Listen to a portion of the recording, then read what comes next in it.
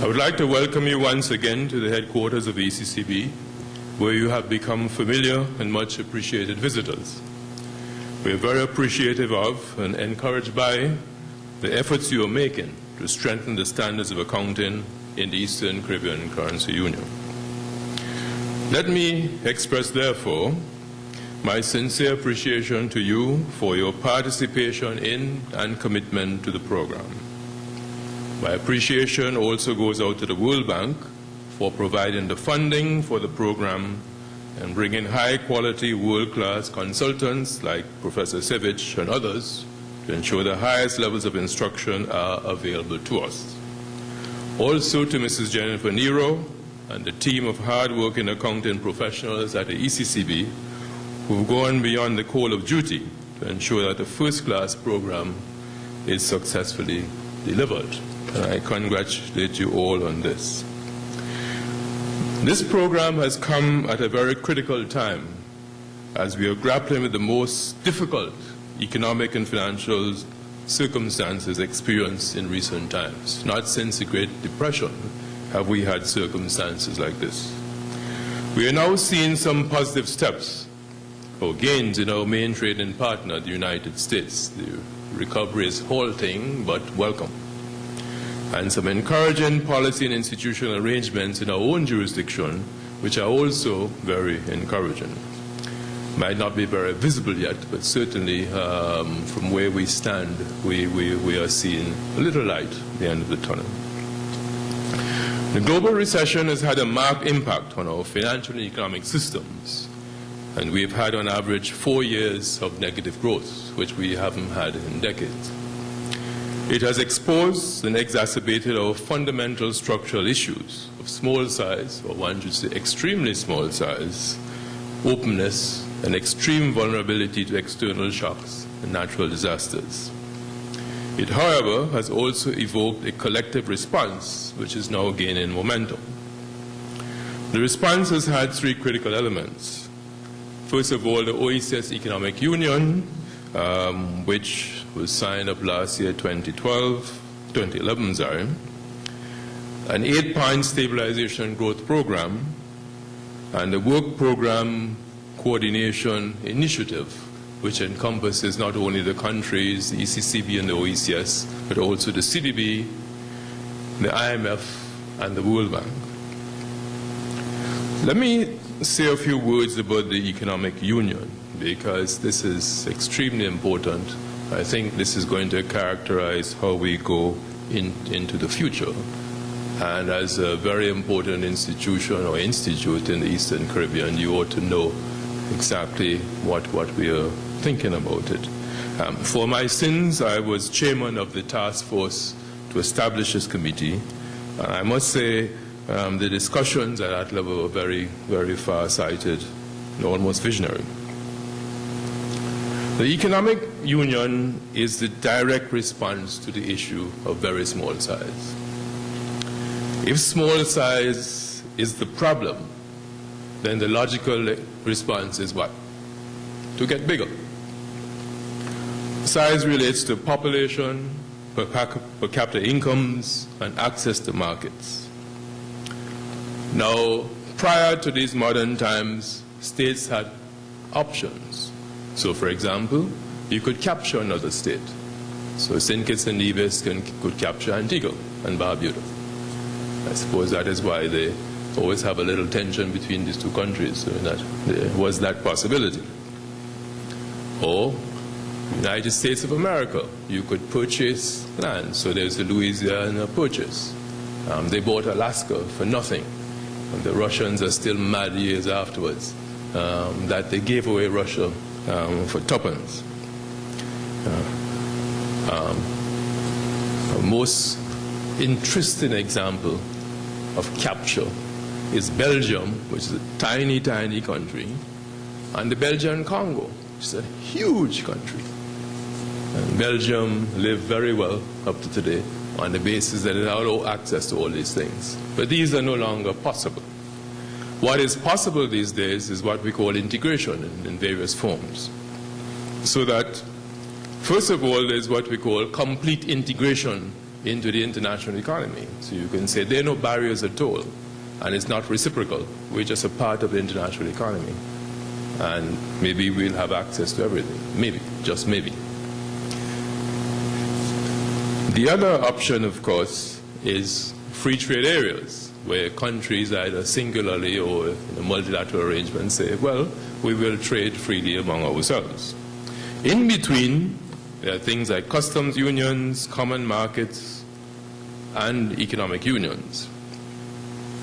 We have opted for an economic union because given our very small size and the constraints that we have found that over a long period of time that by working together, we have managed to survive and make some modest progress.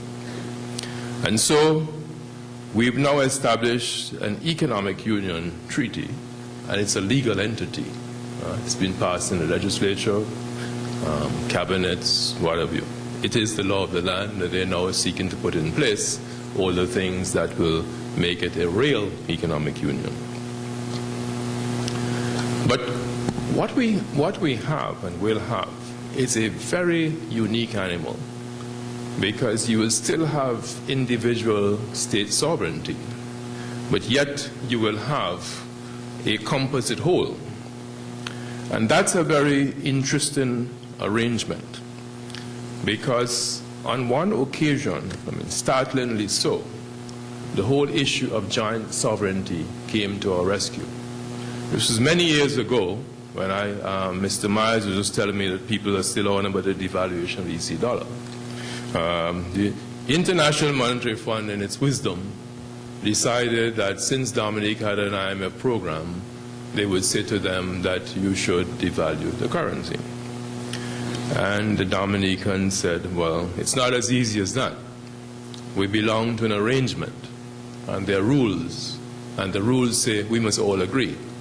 So what we will agree to do is to go and speak to the other people, which they did. Came back and told the International Monetary Fund, but everybody else says no. And so therefore, this can't happen. Did not happen. Okay? Contrast that with our sister country, Jamaica, which is very huge, much larger than us, but they're by themselves. And so when the IMF posed the question, the only answer was that we will do it. And the difference between them and ourselves today, certainly in that area, is very marked. It's all because of what we call collective action. So we understand that, and we are seeking to build on that.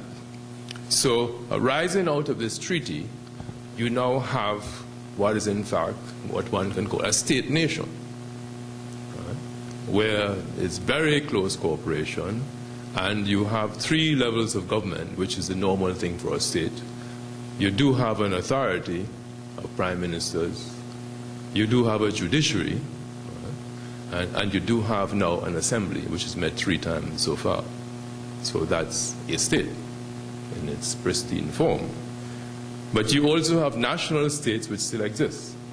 And so we have what we call a dual system of government and governance, which is a very exciting possibility on how we're going to go forward.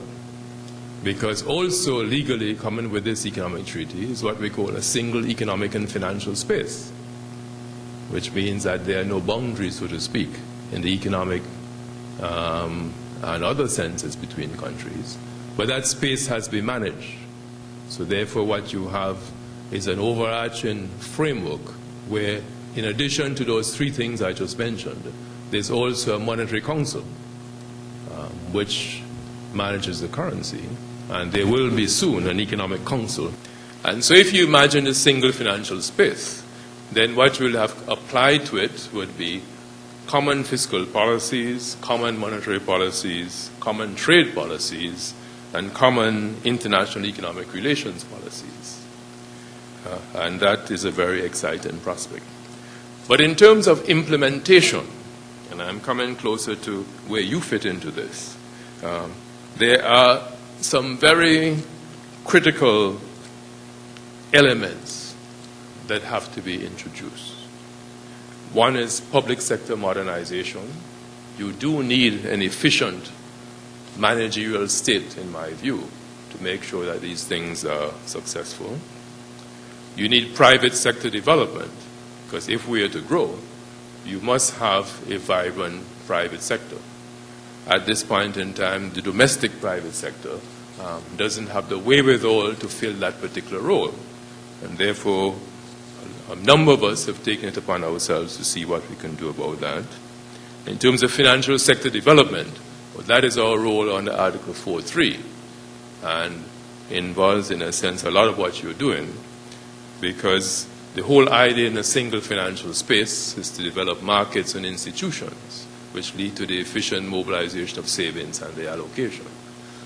So what we have done is outline a number of markets, starting with the foreign exchange market, the interbank market, the regional government securities market, an equities market, and then a number of secondary markets. So, for example, we do have a secondary mortgage market, but we need secondary markets for treasury bills, for bonds, and for equities, and other instruments.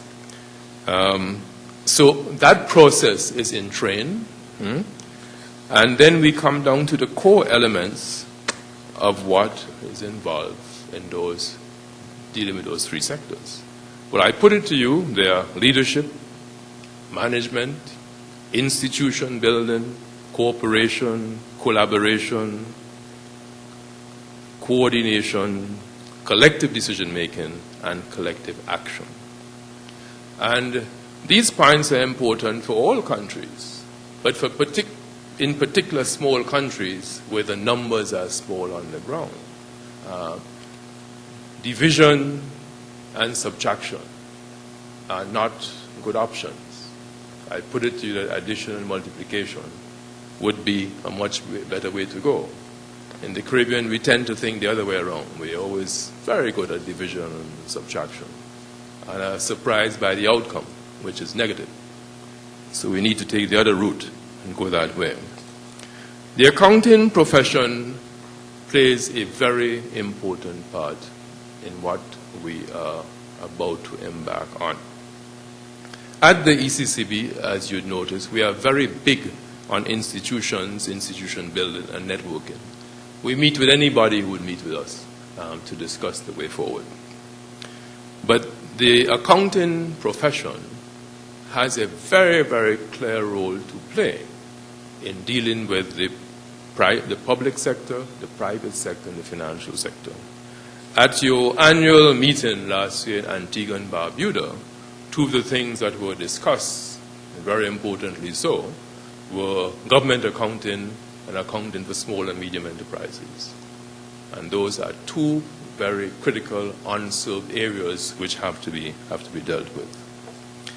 Government accounting is a mystery to a lot of people, but we need to demystify it. The government is the largest entity in the place, and they must move to a higher level of accounting if we're to make any progress. After all, we pay them our taxes, and we need to have some story about how they're collected and how they're spent. It's extremely important. The accounting profession has a role to play in the development of money and capital markets. What has been very interesting with the stock exchange, small as it may be, is the fact that a lot of business practices have improved, a lot of discipline. The registry, for example, a lot of private sector firms, even though they don't list on the exchange does their registry activities for them. Okay? People are now more encouraged to put forward information because it is required and demanded by law. And unless you get those disciplines, you can't evolve into a modern, productive, and competitive economy. So for the private sector, those people in the private sector who have to approach financial institutions, you need financial statements.